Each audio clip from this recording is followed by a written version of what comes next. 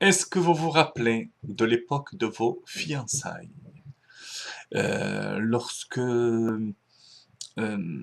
tout paraissait euh, dans la dynamique d'une construction, avec une motivation très forte, une passion, par rapport à la réalisation de votre couple?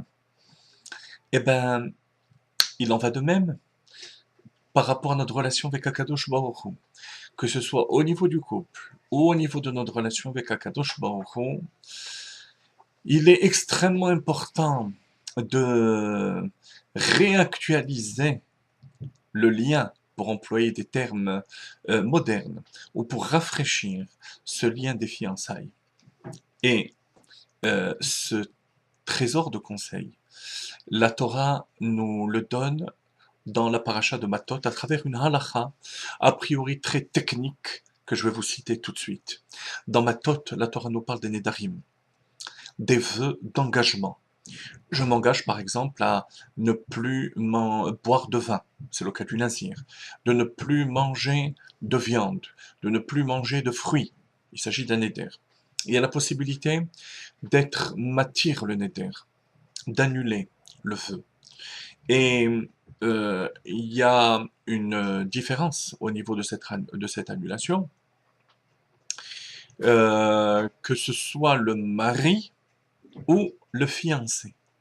Le mari, donc une personne mariée, a le droit d'annuler le vœu de sa femme. Imaginons que sa femme aujourd'hui ait fait un neder, quel qu'il soit, le mari a jusqu'au coucher du soleil pour annuler ce vœu. Sinon, le vœu aura été contracté définitivement, à moins qu'on l'annule devant un chacham. Mais le mari n'aura plus la force, la possibilité de l'annuler.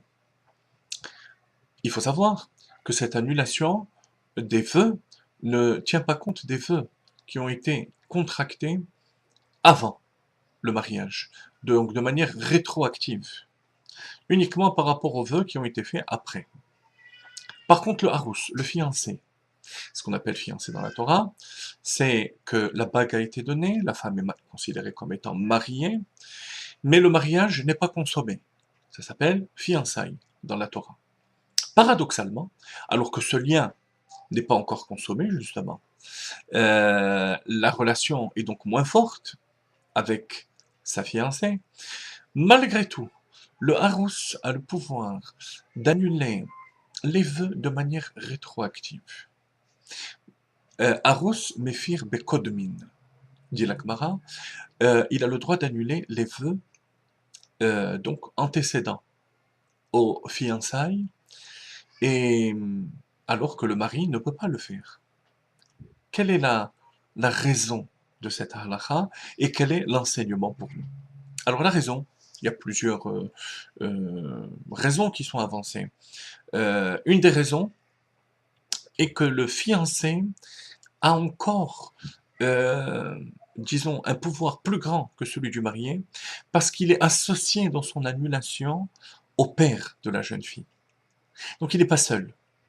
Et c'est euh, cette force du père de la jeune fille qui lui confère ce pouvoir d'annuler Bekotmi, les vœux antécédents.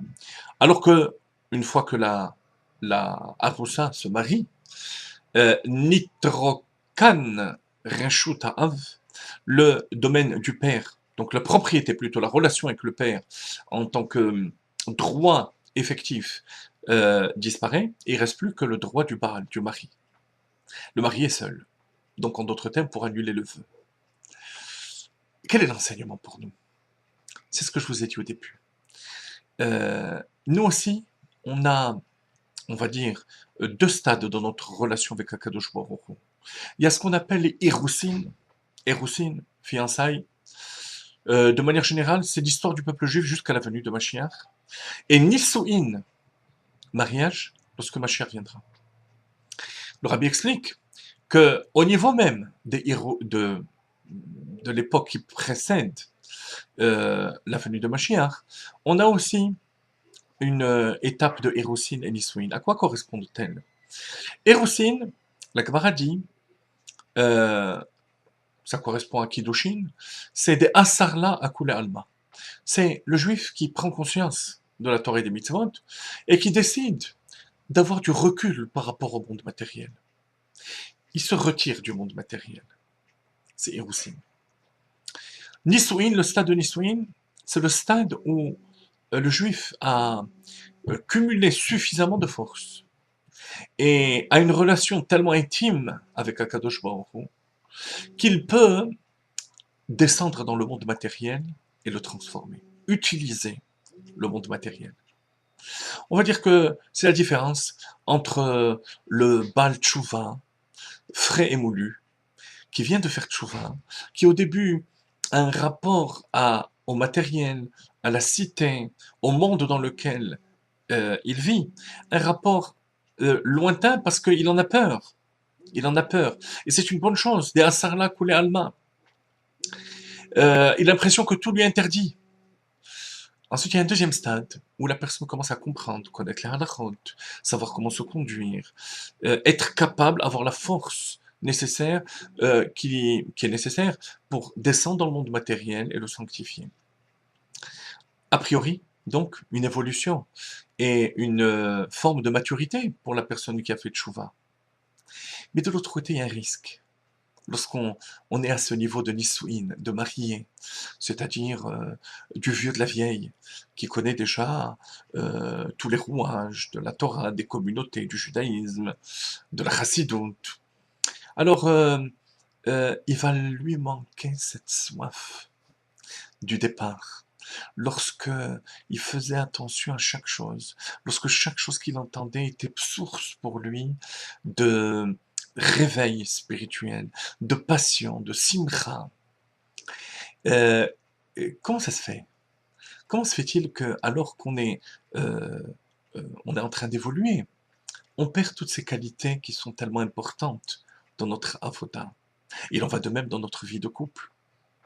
Mais la raison à cela, c'est que, de même que le fiancé, lorsqu'il vient de se fiancer, de connaître sa haroussa, il a encore toute cette fraîcheur qui provient du fait que le but est clair dans sa tête.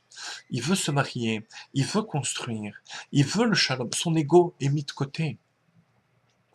De même, la personne qui vient de faire tchouva, qui vient de connaître Torah et Mitzvot, il a avec lui, à l'esprit, Dieu, Akadosh Baruch Hu. Et c'est clair dans son esprit que cet attachement à Kadosh Baruch Hu passe au-dessus de tout. Par la suite, alors il a bien sûr à l'esprit cette chose-là, mais de manière plus entendue, plus implicite. Et c'est lorsque on retourne au niveau de notre ego et qu'on oublie cette relation avec Akadosh Baruch Hu au quotidien, chaque seconde, qu'on perd momentanément, bien sûr, cette soif, cette motivation et cette simra. Alors l'enseignement de la paracha, c'est qu'il faut rester éternellement marié mais fiancé aussi. Tzadik mais bal tchouva. Garder l'étincelle de la tchouva du départ, de la passion et du réveil du début.